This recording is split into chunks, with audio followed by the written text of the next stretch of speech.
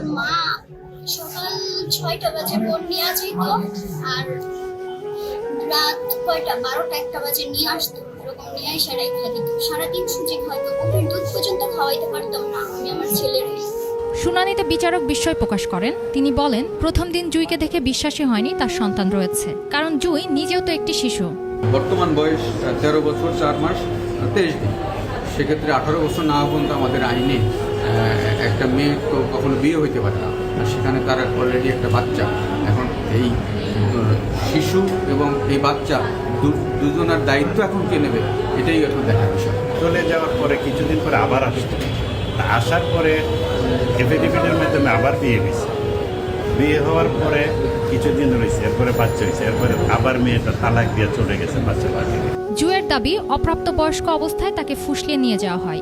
নির্যাতনের শিকার হওয়ার পাশাপাশি সন্তানকে জন্মের পর তাকে বাড়ি থেকে বের করে দেওয়া হয়। অন্যদিকে শাকিলের দাবি, জুঁই স্বেচ্ছায় তার সঙ্গে গিয়েছিল।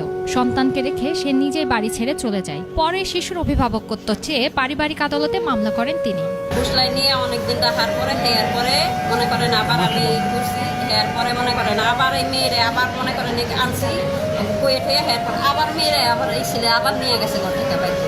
ওর বাবা বলে স্টপ করছে, তো ওর বাবা কোনো স্টপ করে নাই। তারপর মানে আমার কাছে আছে 1 ঘন্টার কথা হয়ে গেছে, 3 মাস আগে। তো 1 ঘন্টার কথা হয়ে গেছে, বাচ্চা থুয়ে গেছে, তো কোনো খোঁজ খবর নেয় নাই 3 মাসের ভিতরে। এখন তারা দরদ দেখাইতেছে। আগামী মঙ্গলবার পরবর্তী শুনানির দিন ধার্য করা হয়েছে।